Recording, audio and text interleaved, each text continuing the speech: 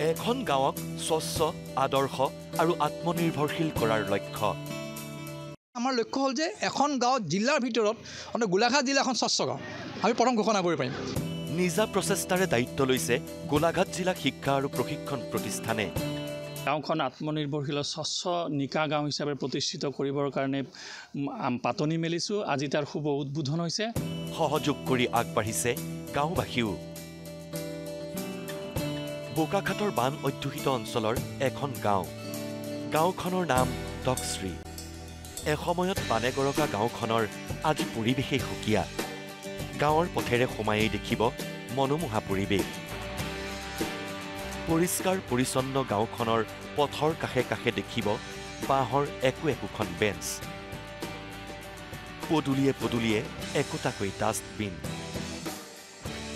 গছত ওলমি আছে শুৱলা কথাৰে প্ৰকৃতিৰ ছবিৰে একোখন ফলক যিফালেই চাই সেইফালেই চকু ৰৈ যোৱা পৰিৱেশ বানে গৰকা গাঁওখনক স্বচ্ছ আত্মনিৰ্ভৰশীল আৰু আদৰ্শ গাঁও হিচাপে প্ৰতিষ্ঠা কৰিবলৈ অহোপুৰুষাৰ্থ কৰিছে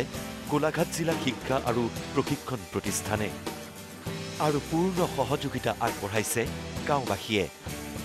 এটা আমি সিদ্ধান্ত লৈছোঁ গাঁওখনত আমি সকলো নিৰাপত্তা দিম ইয়াত যি আহিব আপোনালোকে একদম নিৰ্ভয়ে আহক আমি আপোনালোক আনন্দৰে আপোনালোকক আমি গ্ৰহণ কৰিম আপোনালোকে ইমান অন্তৰত আহি পেলাই চাহ খাই যাওক আপোনালোকে যিমানেই মানুহ বেছি হ'ব আমি আপোনালোকক ইয়াত থলুৱা জনগোষ্ঠীৰ খাদ্যৰ ব্যৱস্থা আমি কৰিব বিচাৰিছোঁ আৰু যিহেতু ভিলেজ টুৰিজিমৰ কথা কৈছোঁ ভিলেজ টুৰিজিমৰ কাৰণে আমি এইবিলাক বেগছ ডেন্স বহাই দিছোঁ এবাৰ আনন্দৰে আহক ডক্সী গাঁৱত আহি চাই যাওক আমাৰ ডক্সী গাঁৱৰ ৰাইজ কেনেকুৱা আৰু ডক্সী গাঁৱৰ মৰম কেনেকুৱা মহিলাসকলক বোৱা কটাৰ সঁজুলি যোগান ধৰাৰ উপৰিও নিবনুৱা যুৱক যুৱতীৰ বাবেও বিভিন্ন কাৰ্যপন্থা হাতত লৈছে গোলাঘাট জিলা শিক্ষা আৰু প্ৰশিক্ষণ প্ৰতিষ্ঠানে আমি ডক্সী গাঁৱক স্বচ্ছ আত্মনিৰ্ভৰশীল আৰু আদৰ্শ গাঁও হিচাপে প্ৰতিষ্ঠা কৰিম বুলি সংকল্প গাঁওবাসীৰো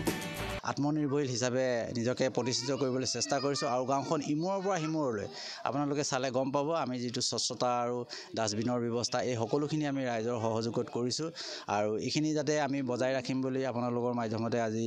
আমি কথা দিছোঁ আৰু সুদূৰ ভৱিষ্যতে যাতে এখন আদৰ্শ গাঁও হয় তাকে আমি আশা ৰাখিছোঁ বোকাখাটৰ পৰা সুদীপ্ত তামুলী নিউজ লাইভ